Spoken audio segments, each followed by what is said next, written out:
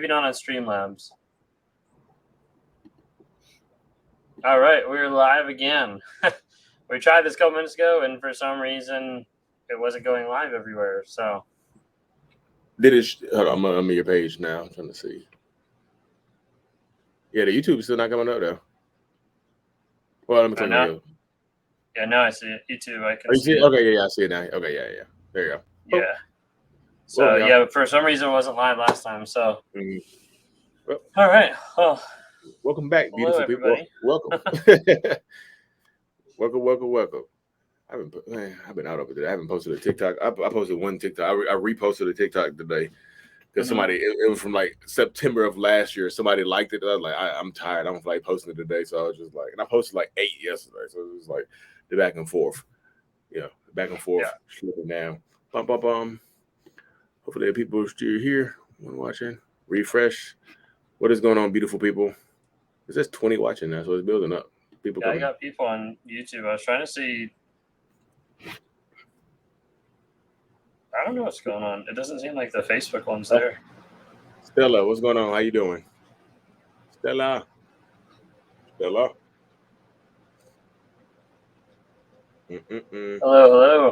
What is going on, Stella? What's up? How you doing today?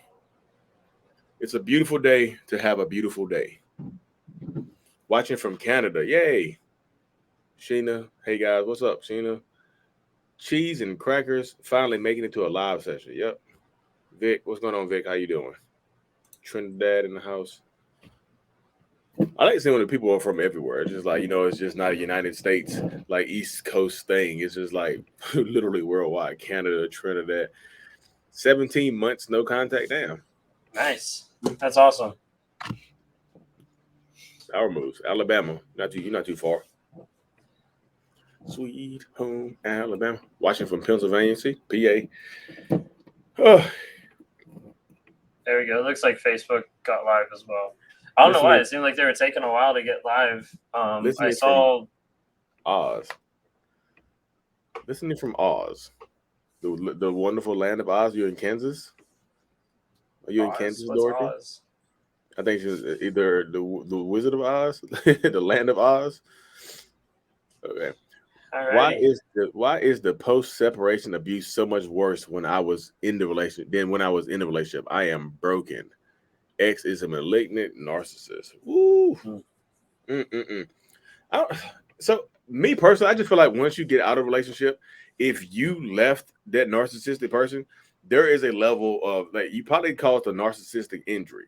So if you cause a narcissistic injury by leaving them when they are not ready for you to leave, then yeah, they probably feel that rejection and take it to the next level when you leave them. And so if you are saying that you are broken and he knows you're broken, he'll just keep smashing the pieces in. He just keeps stomping on the glass, grinding you into smaller and smaller pieces. So he doesn't have the ability to break you. Only you can break you. Yeah, I was gonna say like the post-separation. A lot of times it's that vengefulness, revenge, or getting back at that person. I think you've mentioned at times before that that's kind of like how your mind thinks a little bit of I'd rather get even with those people. Yeah, sooner or later I'm gonna get even. We'll get even. Australia. Woo, what time is it in Australia? Is it like 1 in the morning over there or something? No, it's not 1 in the morning. Like you way ahead of us. Australia. It's like it's morning time. I think it's morning time. Should be like 7 a.m. or something. Yeah. You guys helped me so much. There you go. 20 days, no contact, not quite 17 months. Comparison is the thief of joy. Don't compare. This is your journey. You can be further along in 20 days than somebody else can be in 17 months. It just everybody heals differently. You compare it, it's like, I wish I was at 17 months. Damn it. And then you go back and you start from zero. You could be at zero. Yeah. Yeah, everybody heals differently. I think I have a video coming out tomorrow on YouTube that's talking about how long does it take to heal after narcissistic abuse. 11 a.m. I was off by 4 hours. I said 7 a.m. Okay, 11 a.m. They're eating lunch. Yeah. So remind me again, if a narc lies, medium level or short term, do they realize they're lying or convince themselves that the lie is reality? Me personally, I feel like when I lie, I know it's a lie. I feel like the goal of that lie is to convince you that it's reality, that it's the truth. So I just feel like most people know when they're lying. They know the difference between, they know the truth. You know what I mean? But I just always think that to narcissistic people, like lying is control, for lack of a better word. They can control the narrative if they lie and get you to believe it. Damn, if they can get you to believe a huge lie, woo!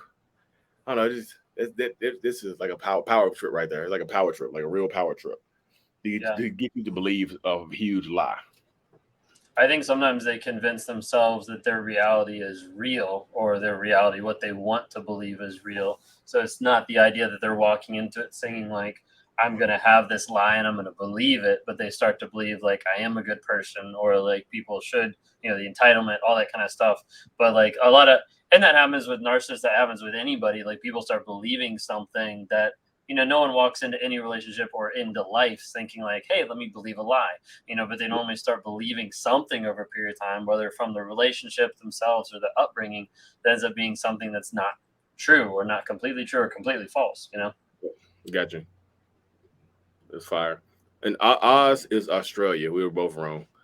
Well, I don't think you made a guess. I did. I was way off. I said the land of Oz. Is that like a province in Australia, or like a town called Oz, or? I think it's just the shortened form of it. Do they have short drafts there? Because that's their name, short draft.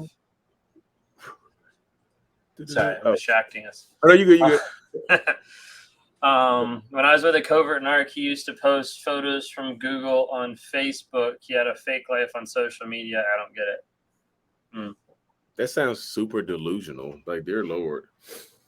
Like, get on Google and find photos of somebody else's life that you're supposed to be living. Is that what you're saying? Yeah, or maybe just like having a fake persona, period. Yeah. Which, I mean, a lot of people do that online anyways, but even if like it's like catfishing or like Tinder swindler kind of a thing, Mm-hmm. I know. So I'm no contact with my ex. Caught him cheating. He never replied to the proof. Yesterday, out of the blue, he shows up at a mutual work account of ours for no reason. Was this a Hoover? We didn't speak. I don't know. I feel like there's some was he invited to the work event, or like was it randomly popping up? I'm just a little. I mean, I don't know. I feel like I might need a little bit more detail, because could it be a Hoover? What do you think, man? It could be. Yeah, I mean, I'd say it could be. I mean, or if it's something where he's not going to come back, it could just be something to mess with her, or he could have just popped up because it was a mutual work thing. That's hard to know. Mm-hmm. Yeah, it could be. It's a mutual work thing. It's kind of touchy right there. Mm-hmm. But never replying to the proof also means they never took accountability for it. So, right, they're still innocent. They never admitted to that. So yeah. Oh, she commented, he did a random pop up. He was not welcome at the account. He even parked right next to me. Oh Jesus! Then yeah, that might parked right next to you. It sounded like he was looking for you then. Yeah. So yeah. He had no business being at the account, she said. Yeah. Yeah. So yeah, I'd say like either Hoover or like that aspect of like just like messing with you completely, Mm-hmm. So what does Sheena? Sheena says, when a narcissist tells you that they only love you, and you are in a triangulation with the new supply, is it true that they are saying the same thing to the other woman? So they're telling you that they only love you while simultaneously being in a whole new relationship. What was the question? Is it true that they're likely saying the same things to the other woman? I would say yes. Yeah. I would say yes, dude. I just feel like in that situation right there, Sheena, I don't know your particular situation. I just don't see the point. Like, unless y'all have kids or something like that. But even if y'all have kids, I would cut down the contact. I don't see the point of even talking to them anymore. So if you can safely remove yourself from that situation, I would, because it seems like it's pointless. Now it's like now a lot of narcissistic people want you to compete for them while they're with somebody else. Like, they don't choose either one of you. They just tell each one of you enough to keep you there, keep you from moving on to somebody else. So that happens actually a lot right there. So yeah, it kind of just watch that right there.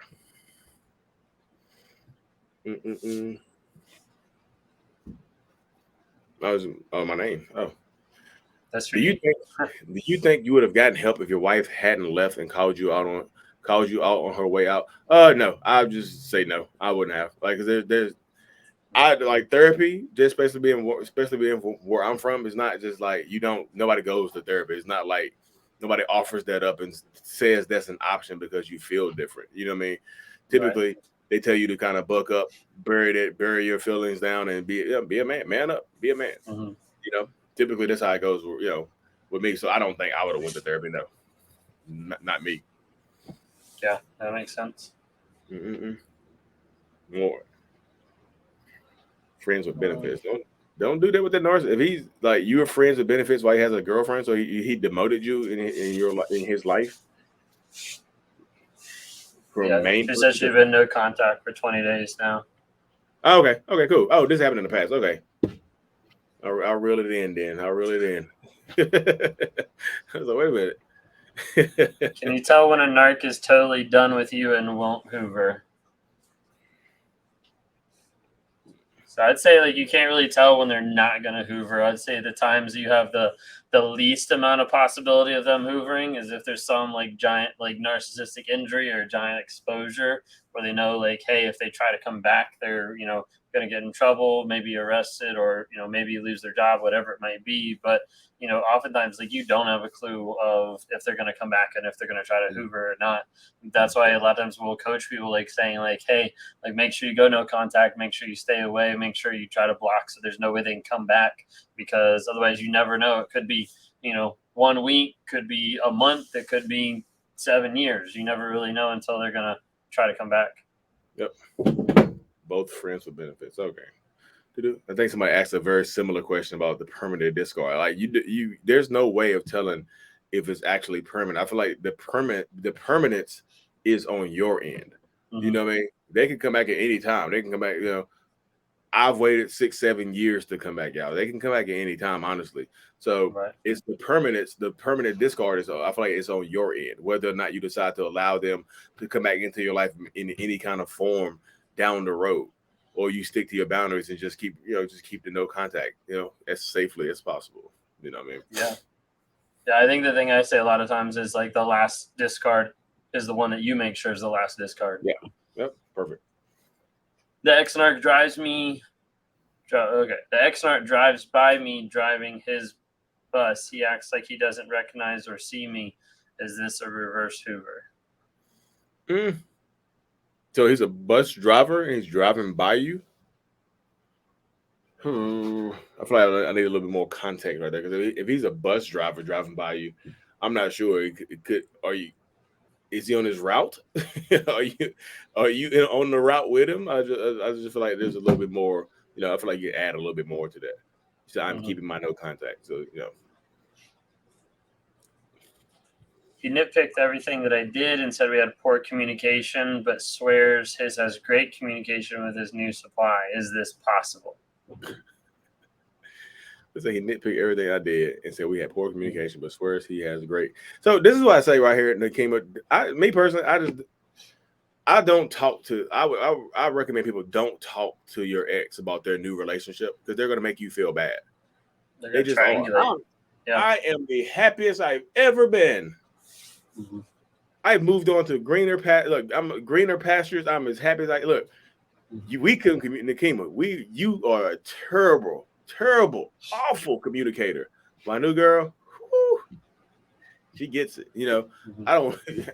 I just feel like people are going to try to make it something out of nothing right there, y'all. So is this possible? Yeah. Is it possible? Yeah, but.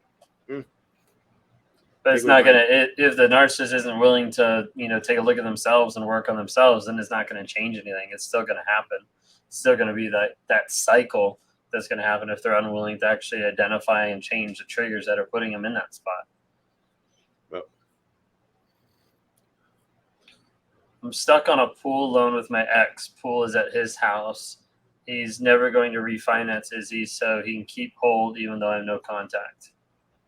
Yeah, I would say he's probably not going to. If he can do anything that's going to keep hold on you or keep hold on, through that loan or through whatever that you guys have like together, if there's any chance to be able to hold on to that, drag his feet so he doesn't, refinance, change, or anything like that, that is ultimately the idea of still keeping that control, trying to keep that control. Yep. I wouldn't. If I wanted you if I wanted to stay in your life in some way, shape, or form, I wouldn't take you out there. I would never refinance. You'd be having to hear from me all the time. Mm-hmm. You know. And then not pay your section of it, then she has to stay on it longer. Yeah. Always ruins her credit, so she has to make the payments. So there's a power right there. Like, hey, look, popping AZ, popping ass. Okay, I'm not making the payments anymore. You can either make the payments or ruin your credit. I'm keeping the pool though. You can't use it. What are you gonna do? You know what I mean? Right. Thank you so both. Well, thank you. My two favorite narcissists, Charlie Brown. What's going on? Hey, Katie. Hey, good to see you. When the Lark loses his fiance after she gave him many chances to fix/change his toxic behavior and she moves out, does he really believe he wasn't given a chance? There's a lot of questions tonight on like the belief or the thought or the psyche of them. You know, like if they believe their lies or believe the moment. Like, yeah, I think in one sense, like, I don't know how to answer that question. I think in one sense it comes down to it is like it doesn't matter necessarily what they believe. They're going to go off of what makes them not feel the shame.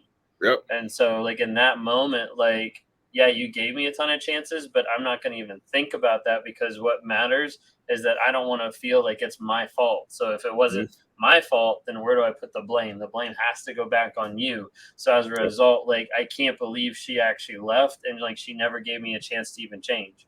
Like I'm going to twist around every single time so that I'm not at fault. So it's not really necessarily even like a belief of whether I was given a chance or not. It's more or less the lines of like, I have to get to the place where I don't take that shame and that accountability and that guilt that I screwed something up or that I was given a chance that I didn't take.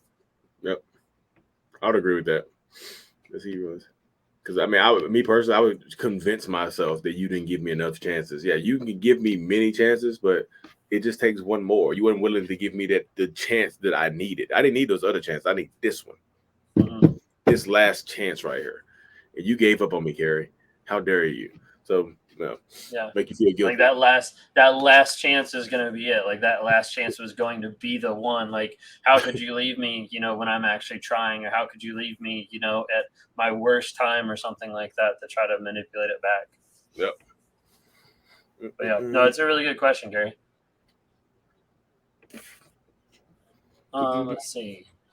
Can a narc actually maintain a long-term friendship / relationship?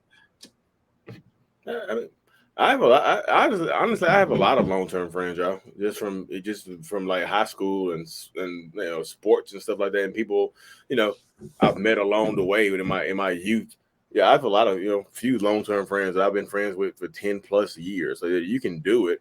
I just feel it depends. I feel like it just depends on your usefulness to that person, though. Because I've had a lot more long-term friends, but I feel like when their usefulness like kind of ran out, or whatever. Or they kind of betrayed. I feel like betrayal, not usefulness. I feel like they betrayed me in some way, so I had to, cut them out of things like this. That's why I feel I have had friends for like 20 years that chose to buy a house through somebody else, and I was just like, done. My mind just shut off. I was like, the ultimate betrayal. This is how I feed my family. How dare you? And I was just like, done. Right. No, yeah, I agree with that. Yeah. Did you turn off your narcissistic behavior when it came to your children? If so, did that come natural, or do you have to catch yourself putting yourself first? So I guess are you like non-narcissistic to your kids? I just feel like everybody gets the narcissism. Yeah, I just feel like it might be different levels and different I guess forms and whatnot, but everybody gets the narcissism in one form or the other. Like me personally, I always tell people one of my biggest regrets is that I've been in therapy for 4.5 years. And I have a 13, he just turned 14 yesterday. I have a 14-year-old son, and so for his first 8-9 years of his life, he got the unaware narcissist, selfish, egotistical person that I was, and it's kind of still am. but unreformed. So I'm working on, just maintaining and building a fresh, new, better relationship with him through his teenage years, and being there for him and things like that. So yeah, I mean, everybody gets it, but like it just, I don't feel like you can turn it off. Like there's not an off switch, you know, because it's still on right now. I'm frustrated. I'm frustrated today. 'Cause I had to do something with all my kids. I'm just tired. But yeah.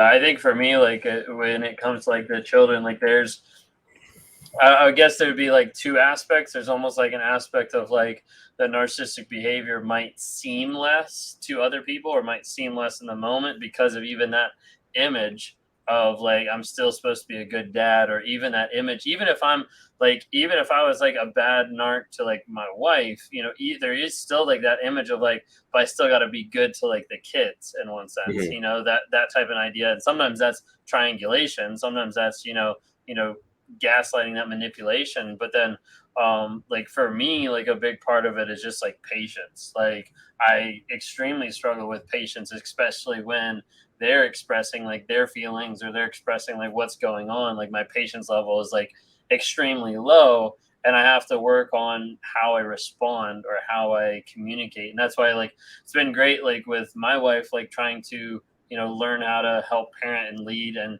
show our daughter like how to process stuff. But probably one of my like top examples, probably several months ago now, was she got up, my daughter got upset because she couldn't like open a door. She was trying to get the door open to like our gym, and like she couldn't get it open, and so she like reared back and like hit her head into the door, and then she started crying, and I'm just like, what'd you expect? You just hit your head in the door. And my wife's like, that's not a very sympathetic response. Like she's like upset right now, and I'm like, yeah, I get that, but that's not my first automatic response.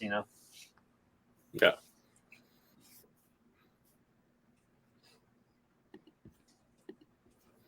Where did the thing go? Burpees, burpees outbreak. Funny thing. I'm dealing with a narcissist at work that may get fired. I really worry he will retaliate. Any advice for me? Thank you both. Mm, I would just feel like protect yourself. Protect yourself, and protect your interest.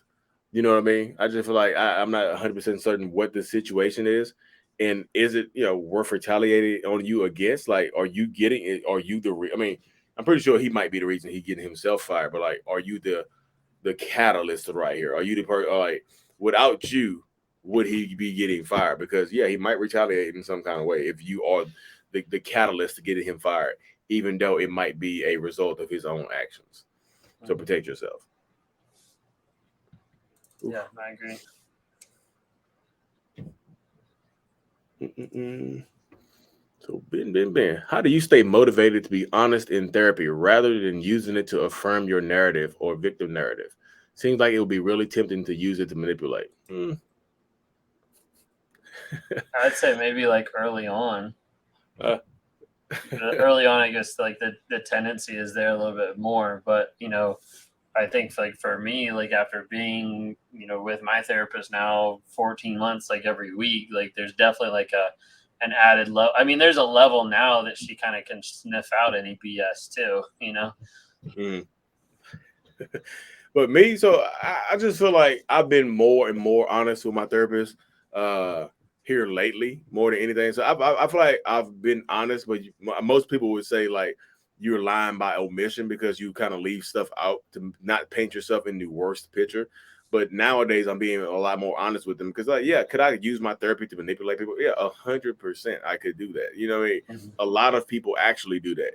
They would go to therapy and just say, "Hey, look, my therapist Ben Taylor said that I was good. He said I had a clean bill of mental health. If anything, he said I was a victim in the house. I told him what you be doing to me, and I'm a victim. That he wants to see you next week, honestly. So I signed you up for a couple classes. So see you there, narcissist. Right. So yeah, they could definitely do that. You know, but I just feel like overall therapy has honestly made me a better narcissist. But I know people people hear the word narcissist, you automatically think bad person. But I'm not a bad person. I feel like narcissist to me doesn't have to necessarily mean a bad person. It's just the disorder. I've been disordered. I've been Right. diagnosed with it. So I'm not a bad person. I'm just a better narcissist, more efficient. I think sometimes when people hear you say that, like, has made me a better narcissist, in their mind, what they hear is better manipulator, better Yeah. abuser. Yeah, better manipulator, yeah, but I don't think better abuser. I just I chill on emotional stuff now more often. Are all narcissists addicted to video games? That's all he want to do whenever he had free time. Does it help not feeling alone if they're home by themselves? I wouldn't necessarily say like video games per se, but a lot of narcissists do have something that they're addicted to. You know, whether that's video games, alcohol, drugs, sex, whatever it might be. I think there is a lot of times that narcissism has different forms of addiction that are normally prevalent in their lives as a form of sedation and to help them not feel that alone feeling. So, Yep. yes, to the addiction part, I wouldn't say necessarily just to video games. Yep. I would agree with that because my addiction is actually the human mind. I'm trying to unlock more. So my addiction just happens to oh my goodness. I see You're good. You're good. uh, my addiction is the human mind. So I go to therapy to learn more about myself. So being honest helps kind of feed my addiction of learning more about myself. So I hope that helps y'all. Man had a troll come. That was quick too. He was enter. Just caught me off guard. I just haven't seen that in a while. No, you're good. Yeah. What happens when you cheat? Oh, good question. What happens when you cheat on a covert narc and you confess to them?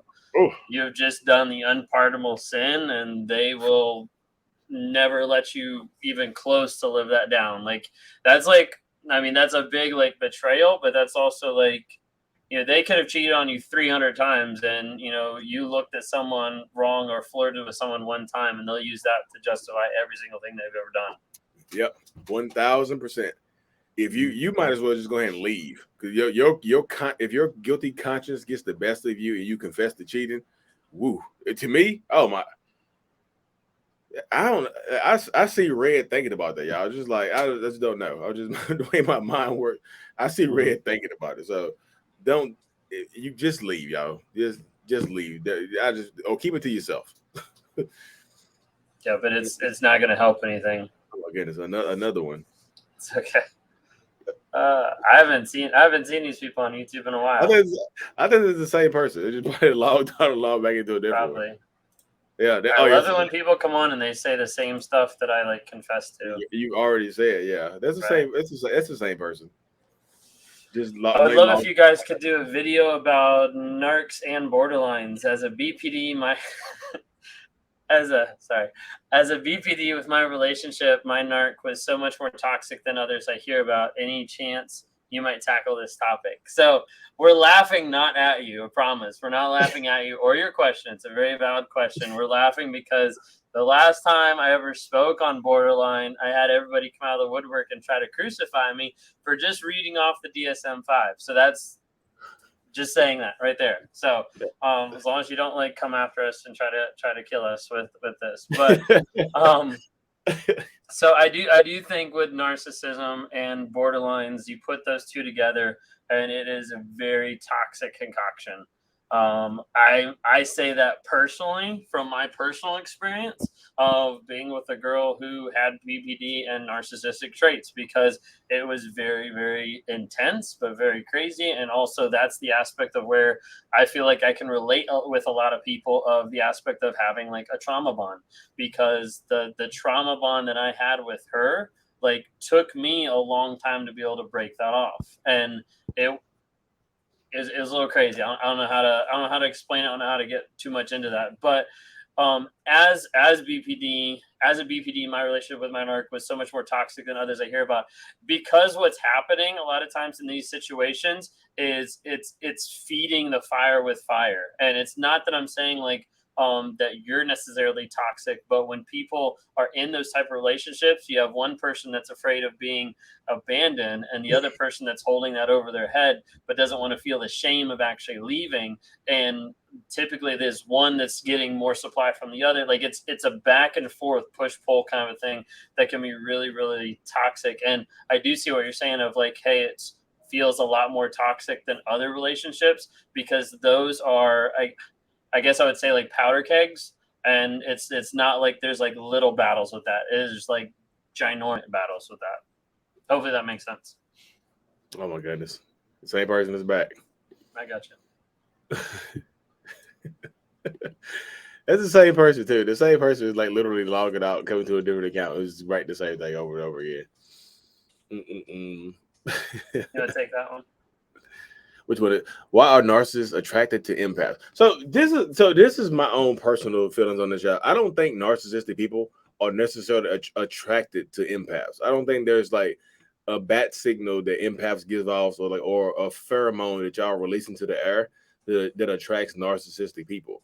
I feel like physical attraction plays the first role. It's the first, most times it's the first layer of attraction. So if you end up together and talking to somebody or on a date with somebody, and you just happen to be an empath, and that person just happens to be a narcissist, then you end up with the narcissist empath dynamic, which can be very, very, it can be very, very torturous for the empathetic person, the empath in that situation. But if I'm a narcissist, I end up on a date with another narcissist, then that dynamic happens. I feel like physical attraction is going to be the first step, you know. Mm-hmm. But empaths, like I said, you do. I guess on a different level. A lot of people say empaths have what narcissists lack, and the emotional intelligence and all that other stuff. I just, to me, my mind just works a little differently on that one right there. I just feel like there's not any polarizing factor that's just going to be me to float to an empath or something like that. It's just You like have like the camp of like you're attracted to their light or their yeah. emotion or like different things like that. That I Mm-hmm. don't know. I've never connected with that very well. Yeah. Mm-mm-mm. What did I say? Blocked my ex and it's been a little over a month, no contact. Recently his call came through. He called twice. I don't know how, but left no voicemail or text. Why did you do that? Blocked and it came through. Interesting. If it came, well, my first thought is if it came through, you might be on an Android because Androids suck when it comes to blocking phone numbers because they still come through or they still get in like a blocked folder or something like that. But I know with Androids, like it doesn't completely block it in one sense. If his call came through on an iPhone, I find that like really fascinating because it's not supposed to work like that. Could be another issue there. Can you walk us through what goes through your head once you know that you've destroyed your victim? Is it satisfying? Is it fun? Like, how does it feel for you exactly? So again, that implies intent. Like narcissistic Mm-hmm. people intend to destroy the victim from the very beginning. Like, I'm getting to know you so I can break you down and destroy you later on. I don't think to me, I don't think it's like that. To me, I just feel like when I meet somebody, like when I first met my wife, like I literally loved that person. I wanted to give her everything. I was driving an hour and a half to see her for 30 minutes and just driving back home. I was driving. If y'all feel familiar with North Carolina, I was driving from Greensboro to Raleigh just to see her and hang with her for a few minutes, and then literally turn around and drive back home. I, Mm-hmm. you know, I thought that was my person, and then eventually, it just kind of went downhill. I don't think there's like maybe a psychopath will set out to destroy people. Just I'm gonna manipulate you from the beginning, take all that you have, and then I'm gonna leave you broken. Psychopaths do that, but it's not no regular run of the mill narcissist. I don't think the narcissistic people don't set out to manipulate you and take and destroy you from the beginning. You know what I mean? That's just my perspective on that. Mm-mm. What is the best way in the heat of moment to respond when the narc is passive aggressively and subliminally verbally abusing it? What's the best way to in a heated moment to respond when a narc is passive aggressive? Subliminally verbally abuse. I just feel like don't respond. To me, I just feel like if you don't acknowledge the bullshit that they're saying to you, I feel like you do. I feel like you do better. Of course, use discretion because some people will try to cut deeper and deeper and deeper. Of course, like emotionally and sometimes physically. But to me, I just feel like the way my wife would take my power away, if y'all want to say that, she would just not engage with me. You know what I mean? Right. Or she would Because just you're looking for a response. yeah, or she would just agree with it. I was just like, if you just like you just so damn stupid. She's like, yeah, I am. That's more annoying. Just like, agree with it because like if you agree with it, it doesn't. It's like, damn, you so damn stupid. I am. You're right. But of course, Mm-hmm. use discretion and be safe. Of course, but like I said, that's how it goes right there.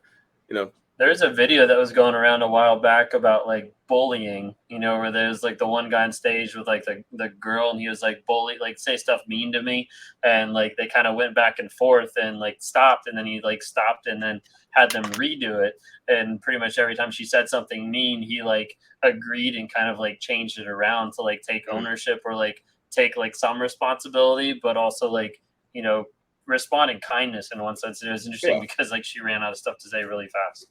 Yeah, as I say, you know, it's 20 years. Why would the narcissist wait 20 years to discard someone?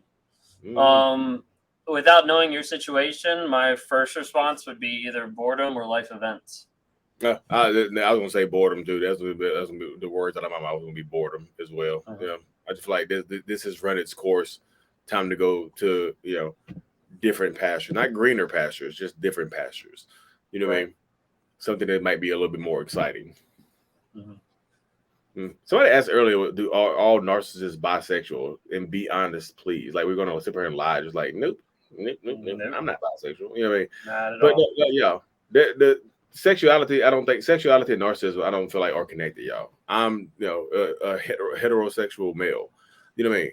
I just don't think a lot of people, if you're dealing with a bisexual narcissistic person, then I don't think those two overlap for whatever reason. You know, are some narcissists gender fluid and just will sleep with anybody for supply? Yes, you know. I think there could be the only slight tie I could come up with, and again, it's not for me because I am not that way at all. But like the only slight tie I think that I could come up with would be when a narcissist is either on the like sexual side, like almost even histrionic side, but like when the narcissist is on like the sex addiction side, or like the when they've overused sex in their lives, you know, like maybe they've slept with like 300 prostitutes or something like that. Like when there's been so much of that, I think there's also aspects that I've heard of it becoming to a place of like boredom of like, this is all new. I mean, this has all been done, so let's try something new. And I think that's the only tie I would even put, but I wouldn't necessarily tie it just to narcissism, but more or less to like they get bored of, you know, what's actually going on. But I think from what I've seen, it has to be like a lot of it, not just like they had 3 affairs kind of thing. Are you covert or overt? Question for both of you. I think Sam Vaknin, who is a world-renowned self-aware narcissist and a psychologist and whatnot, has said you can go back and forth between the two, just depending on your circumstances and your environment. So I would say I go back and forth between the two. I would say more in real life, I play more covert narcissistic person. Online, I know I've seen overt to y'all through the skits and stuff like that and what I be doing. But in real life, I'm more reserved and just kind of covert. Most people would never guess I was a narcissist unless I told them. You know. Yeah, I'd say for me, the majority of the time in like real life, as far as like friendships and relationships and things like that, I would appear more covert. The only time I would be more overt would be in the workplace environment, because especially when I was in the workplace for such a long period of time, I was like the expert in a certain field. So like at that point, I was pretty overt because I knew all the answers, at least in my head. But you know. I want to touch base on one. We jumped past it a minute ago, but Andrea said, any take on the Christian covert narc? The way I see it, no fruit of the spirit, then how is it possible to be a follower of Christ? I absolutely believe what you're saying is true. Especially along the lines of, I have people ask about like, what about Christian abuse and like Christian abusers and things like that. And when it comes down to it, like if there's someone who's set a pattern of that, a pattern of narcissism, pattern of abuse, like I don't think people can tie the word Christian to it, because in my experience in my life, if you have an impact, you know, with a being that is almighty or a being that is in charge of the entire universe, and you don't walk away from that change, then you actually haven't had an encounter with that person. So, you know, when they're holding that title of like, oh, I'm a Christian, but I'm still abusing you, I don't believe it. At that point, I just call them abusers, because if there's no fruit, then I don't think you can hold that line of saying like, oh, they're a Christian. Let you handle all the Christian narcissism questions, because I know you're way more well versed than I am in that arena. I said no to my narc today, and he appeared stunned, but betrayed and very angry, seething. Is there something like quiet narc rage? Like, was he Did you see some steam coming from his head or something? I feel like the way you just described it was like very, very graphic. Like you're stunned but betrayed and seething. Like, yeah, I feel like there could be some another one. I feel like there could be some. I'm sorry. I feel like there could be some quiet narc rage. I feel like there could be subtle, like because everybody doesn't have to yell and scream at you. You know what I mean? More covert narcissistic people don't yell and scream. They get subtle with their insults and are very, very passive aggressive in their behavior. But if, Passive aggressive, if a narcissist is used to getting their way and not used to hearing the word no from you, then yeah, they'll be stunned. It's like, hey babe, I need you to do this. I need you to forgive me for cheating for the 15th time. No. So yeah, it's like, how dare you not forgive me? Yeah. How dare you?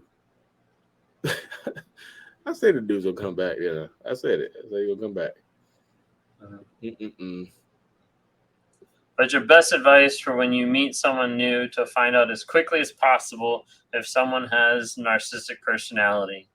Not necessarily just to find out if they have narcissistic personality, but the best advice when you go to meet someone new is, one, be confident in you and be strong in your boundaries. Like, know who you are, know the direction you're going, because a narcissist or a toxic person isn't going to respect or honor your boundaries and will definitely not like it whenever you say no. Yeah. Or just ask them. I said online. I read online. So because a lot of people.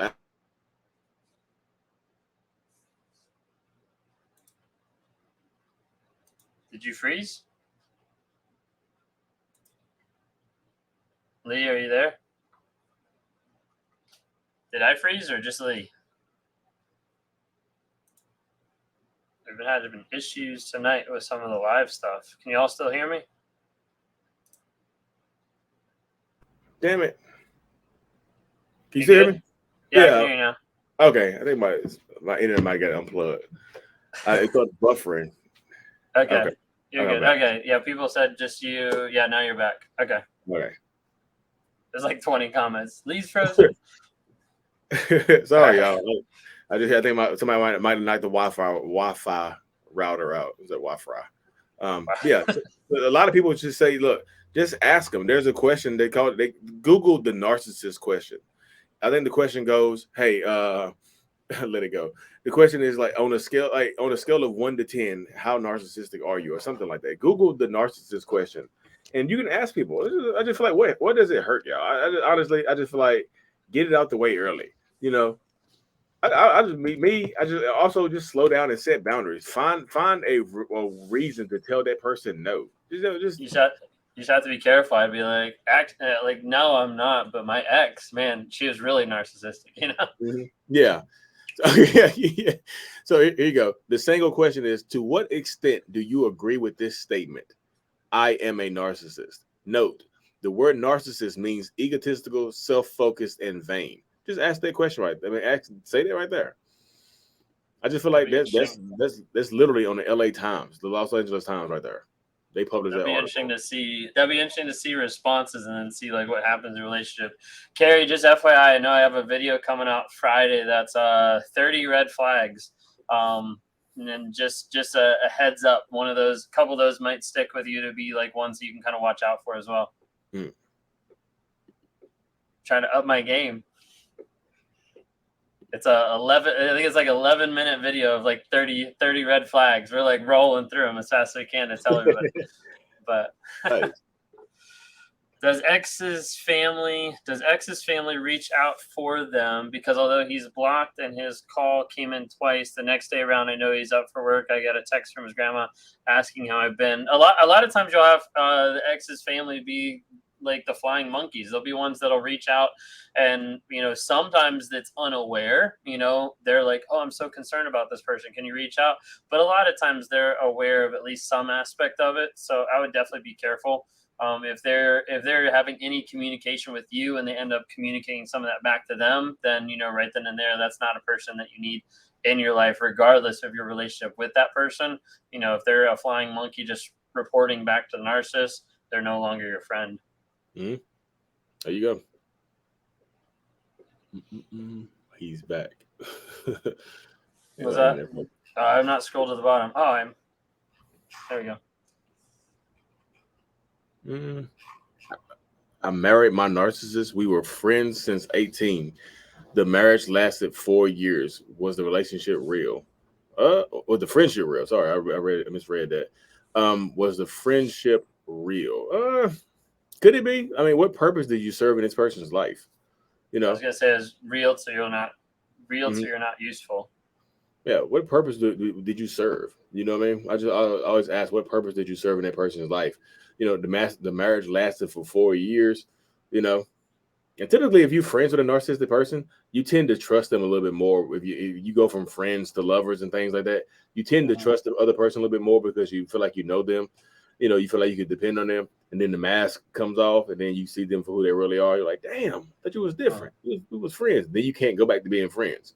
So again, you cross that line, you can't go back to being friends. Right. Yeah, Mm-mm-mm. that's a good question.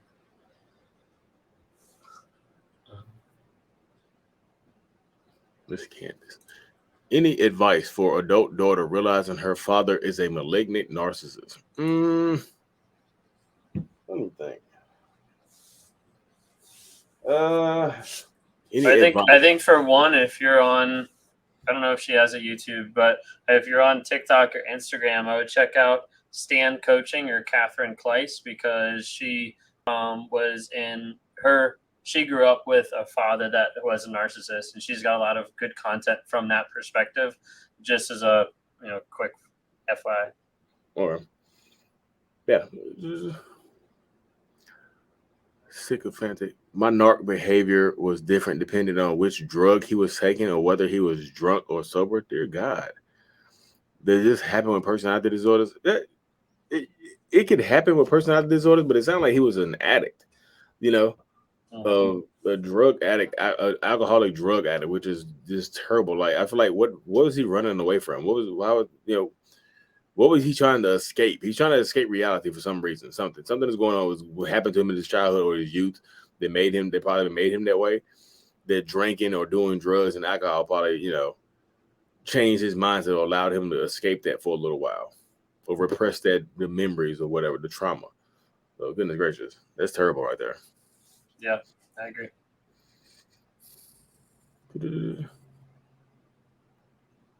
Oh, like this is Is there something I can do or say at the beginning of a relationship to unmask the narcissist?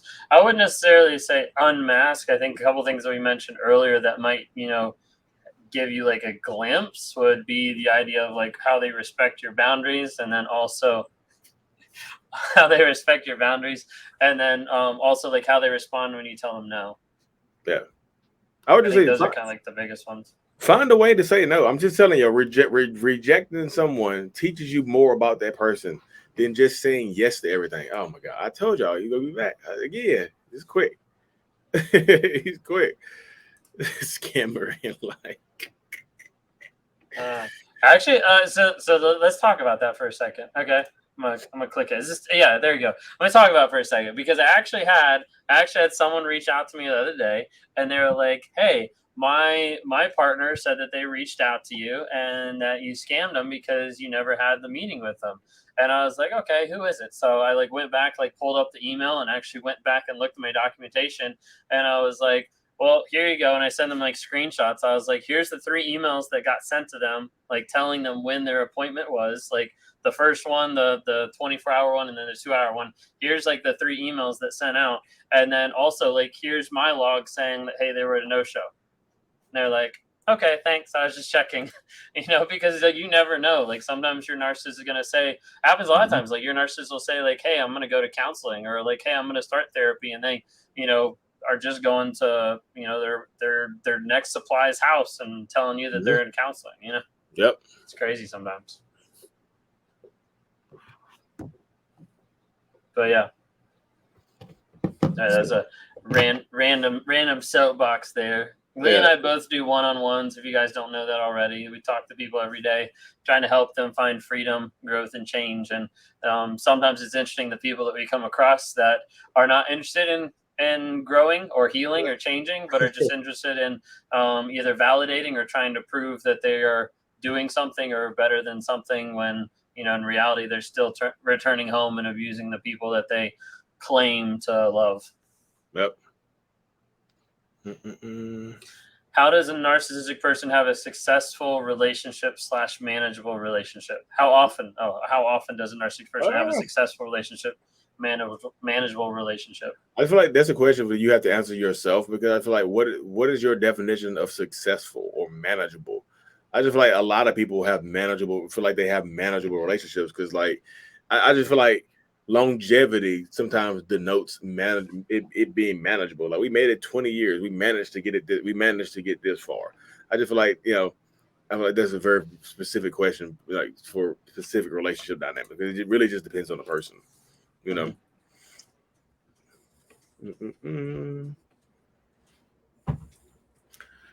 Donna Huggins. When they get new supply, will they cut you off completely or just change their pattern with you?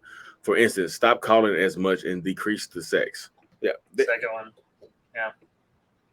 Sorry, I'm gonna knock my curtain down. I was like, is someone coming through your curtain? I was like, what? I'm outside. I told you, look. I said outside, load. I'm loaded. So Donna, I would say the second one. I would say okay, you could have both, but oftentimes, like if you're either in a relationship or if you're married, oftentimes it's changing the pattern.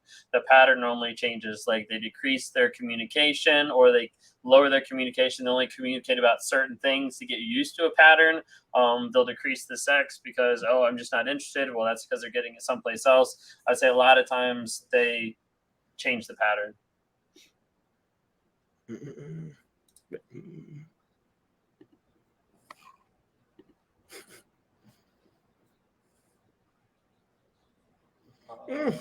The smear campaign. I feel like this is about the smear campaign. Is it? Is it even worth to confront the false narrative the narcissist created to others about me? I really just says it depends. If it's not really affecting your reputation to people who don't really matter to you, I just say let it fly. Because otherwise you'll be going back and forth with this person who, like, if they are going to blindly believe somebody about something about you without asking you or talking to you about it anyway, that's not your friend anyway. If they just blindly, but somebody just can't, hey, Ben is a liar and a scammer. Damn, I believe you. It's just like, I'm not Ben's friend then. I didn't question Ben. I didn't ask him. I just like, hey, Ben's a scammer. You told me, it must be true. I just feel like if they randomly believe stuff about you with no kind of evidence, or somebody just word of mouth, then that's not your friend anyway. So, proceed with caution with that one right there. So yes, we are both still married. How have your wives coped? I feel like every day is a different battle. Honestly, y'all. Mm-hmm. Every day is a different battle. I don't know. I just think. I don't know. I feel like there's a question for them. Honestly, I can't tell you how my wife there's a live section on my YouTube channel, a playlist where she's done lives before. I haven't watched them, but people say they're very informative. She was talking to me the other night. She's like, maybe me and Kayla should do a live together. That would be interesting. I feel like they would both actually like really enjoy that because they'd be like comfortable like with each other. Yeah. Versus like being uncomfortable like answering questions or whatever. Yeah. I would say from my perspective, I think, and I'll answer for both of us. You can let me know if it sounds wrong, but I would say like both of the wives have coped as far as like getting healing, being in therapy, working on themselves, like really taking back their power so that they know like, hey, like if they do X, Y, and Z, or if they cross the line that I've set, like I'm out, and there's not like that tie of like I'm stuck or I'm trauma bonded. So like the aspect of like being able to break the trauma bond, and also like they've taken back their power. So like if they wanted to, they could just walk away. And I think that they're both incredibly strong women and incredibly strong enough to be able to do that and be able to live their lives. So not that I'm saying that they're planning that or like that's the goal or anything like that, but it's just like saying like they've worked on their confidence, they worked on their own healing to the place of being able to say like, hey, this is the boundary, this is the line. If you want to cross it, then the consequences are on you, kind of a thing. Yeah, I would agree with that. This sounds right to me. That's my take on it for both of us. What's the best way to tell someone they have narcissist traits or BPD? Again, this is the kind of how do you paint? Like, to me, this is again, y'all. This is how outrageous it sounds. You have to find a way to paint this in a good light. You can't paint it in a negative light, like it's a bad thing. Hey, you're a goddamn narcissist. You treat me terribly. You're gonna get attacked. You know, I just know how it is. You have to find a way to broach the topic, broach the subject. If you feel like you have to, most people tell you not to do it anyway because they're gonna come back at you because it's not a positive thing. You know, hey, you have BPD. What? You know, you're a narcissist. What? You're a narcissist. Like, I'm just telling you, you have to find a way to paint it in a good light. Like, how do you paint narcissism in a good light? You know, the personality disorder. How do you paint it? You're not gonna find any positive articles on it unless you go find the Sun did an article on Ben. You know, so you find that positive article. You know, you can find that Barstool. You did Barstool Sports. You like the Post. Yeah, it was everywhere. yeah, it definitely went around. I would say like with some of that, like at times like not running after the label, but running after the actions, running after the behaviors. You know, because sometimes those are a little bit easier, I think, to bring up than just being like, "Oh, you're a narcissist." You know. Mm-hmm.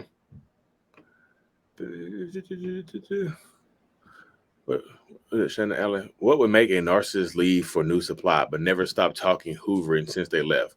Going on 3 years. Like, isn't there supposed to be a break while LB new supply at least? What is that? What does LB mean? I don't know. Sometimes it gets to the point right here. I'll just say this, Shannon. Even if they move on to the new supply, they get to the point sometimes where they don't want to be with you anymore, but they don't want to see you with anybody else, or they want to have that still have that access to you. It says love bombing. They still want to have that access to you. So 3 years later, if you're still talking to this person, they feel like they still have access to you. Then of course they're going to keep talking to you because they feel like that's an open door right there. You know, love is an open door. You go watch Frozen.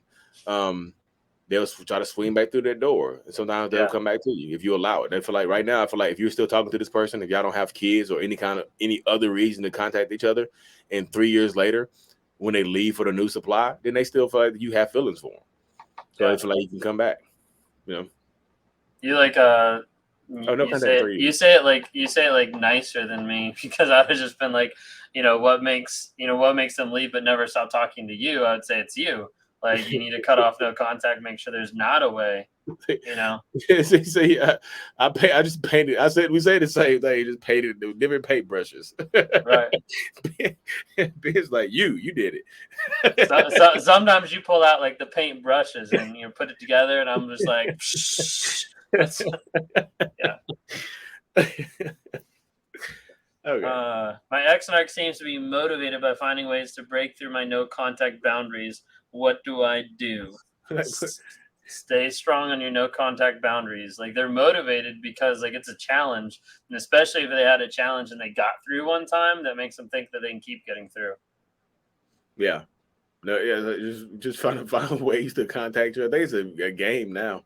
You know, different email, just like this person that comes the person right here that's breaking Ben's boundary to keep blocking him. He keeps coming back in here putting new bullshit into the chat, just like that. Right, there's a game right now. Sometimes they just want to be seen for a little while. Mm-hmm. You know, there's really no goal just to be seen for a little bit. Just like, hey, I got through again. You can't get rid of me. Boom. You know, right. I'm pretty sure before we end this in a few minutes, he'll probably make one more peek through, create a whole nother account and come peek through again. You know. I've been no contact with my narcissist for a month now. He's sending his family into my work to tell me how much he loves me and misses me. Makes me doubt the narcissism. Is this normal? This is normal for a manipulator to weaponize other people to try to attack you and make you doubt your sanity. Yes, that part's normal. Garrett, you know he missed you. He told me you're the only person for him. He just crying. He can't eat, can't sleep. He's sitting at home playing Fortnite or some shit. You know. Why don't he do it himself? Again, because he knows he's probably gonna exhausted all his chances. So what he's doing now is using the flying monkeys, the family enablers to come to the audacity for the family members to come into your fucking job and tell you how much he loves you and misses you. That's terrible. That's so manipulative. It's insane. Don't doubt the narcissism. That makes, to me, that's actually stamping it. It's like putting a damn stamp, the scarlet A on the forehead right there. You know, the scarlet N, the Right. narcissist on the forehead. Yeah. No. So Yeah, that's definitely. normal narcissism. Mm-mm-mm. Can narcissists truly care about someone? How are they treating that person? Again, I always ask this question, right? Because everybody's gonna be different. Some narcissists don't care, y'all. I'll just be real with you. Some narcissistic people do not care. They can't care about people. They don't want to care about people. They are self-serving to the detriment of others.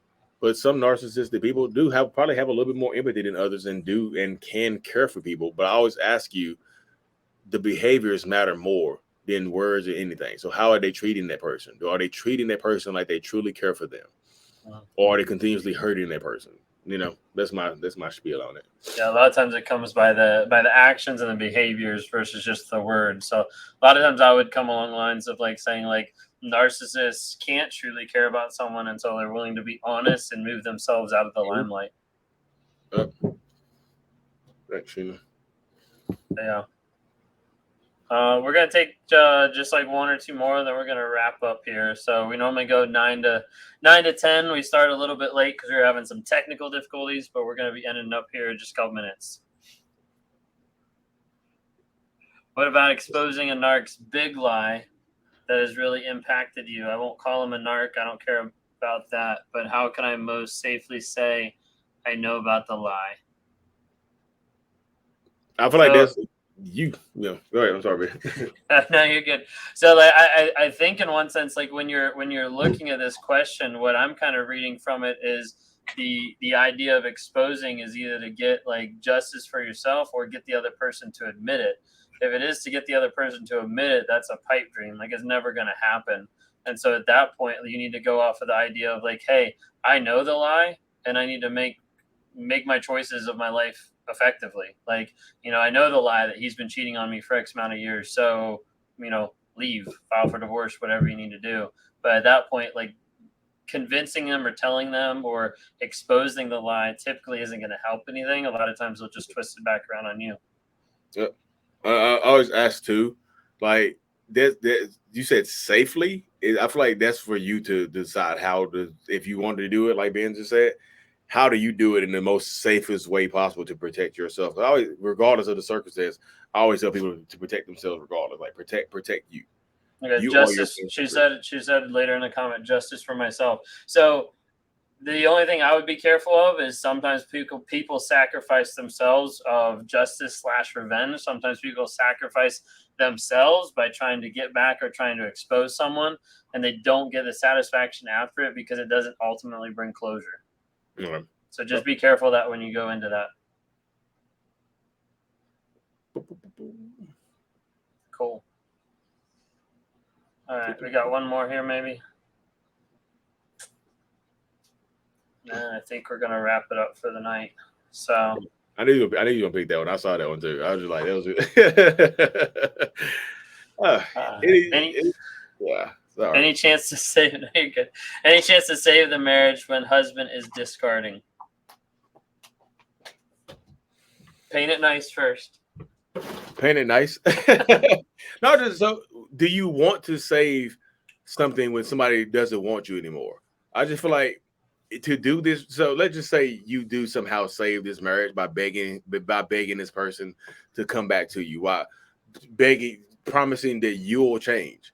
He will absolutely never ever respect you or treat you with the respect or dignity that you deserve ever, because you lowered yourself to a different standard. Like he'll never look at you the same. If you're begging him to come back, he won't ever look at you the same. He'll honestly treat you terribly from that point forward. So I feel like focus again. I know it's always easier said than done, but I always just say focus on you, because like saving this. What are you saving? You know what I mean? What is there to say? I mean, I know there might be kids and things involved sometimes, but like, what are you saving exactly? Yeah. No, absolutely. I think that's a really good way to put it. At the end of the day, if that person's discarding you, yeah, I mean, I think you put it really well. I mean, I would say any chance to save the marriage when the husband is discarding, at that point, probably no, like not at all. Because at the end of the day, they're discarding. Like they're throwing you to the curb. They're getting rid of you. So at that point, like, you're going to try to save the marriage for someone who's literally just taking you out with the garbage in one sense. Mm-hmm. Yeah, so she said they have a 2-year-old. Yeah. So again, you have still, even with kids involved, I feel like you have to lower yourself to below a standard to get this person to come back possibly.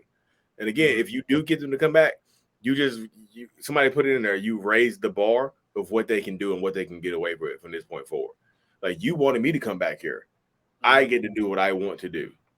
Or I'll leave again. And then you're like, okay, just do it. We can typically, however bad it is before the discard, once you get them back, it'll get worse.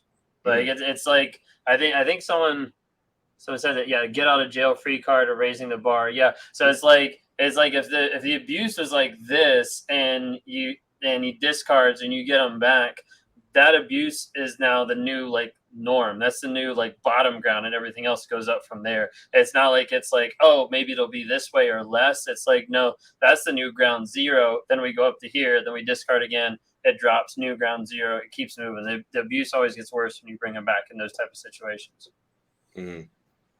Anyways, y'all, thanks so much. Sorry we got on here a little late, logging in earlier, but we're going to be back on Wednesdays, 9 to 10 p.m. Eastern time. So if you guys get a chance to log in on YouTube or Facebook, we're alternating different weeks. So like next week, come and see us on Lee's page, Mental Healness. We'll be over there, so you can click on YouTube or his Facebook to be able to see us, but we alternate back and forth. Next week we'll be in his. The following week we'll be back here on mine. So feel free to check us out. Follow us both. Hit those notifications that we can see when we go live. But it's going to be those Wednesday nights, Wednesday nights, 9 p.m. to 10 p.m. I go on Thursdays, 9 to 11. And then we're also rolling out some new stuff with the Narc app. If you guys haven't had a chance to see that, we're going to be doing some exclusive lives on Mondays now, from 9:30 to 10:30. And also, depending on when you sign up with the app, there's a couple tiers there. We're going to be doing group Zoom calls as well, once a month. So we're excited to roll some new stuff out coming down the pipe. I think we both have in our bios, but just a shout out, we've got, well, not us, but a good friend of ours coming up on June 5th. I don't know. It's beginning week of June. There's a webinar coming up. If you guys have seen any webinars before of Lisa Sounding Stronger Than Before, she's doing an awesome webinar coming up, which is how to co-parent with your toxic ex. So feel free to go and check that out. We've got links in both our bios to be able to go see that as well. Yeah, that's about all I got. I'm going to close out you. Appreciate again, y'all. Appreciate y'all tuning in, all the good questions and whatnot. Y'all know you can find me at it's Mental Healness. Follow if y'all. But Ben does one-on-ones. I do one-on-ones as well. We try to make ourselves available, and like got some other stuff coming. I can't even talk straight, y'all, tonight. I know. Can't close it down. How about talking? But yeah, download the Narc app, y'all. Is getting better and better, like literally every single day. A lot more courses and things like that. Community. I feel like community is important. So if you haven't already, NARC in the App Store or the Google Play Store or whatnot, download that thing, become a subscriber on it, and enjoy the benefits. Yeah. Appreciate it. Thank y'all so much. Y'all have a great night. All right, appreciate y'all. Thank y'all. Take care.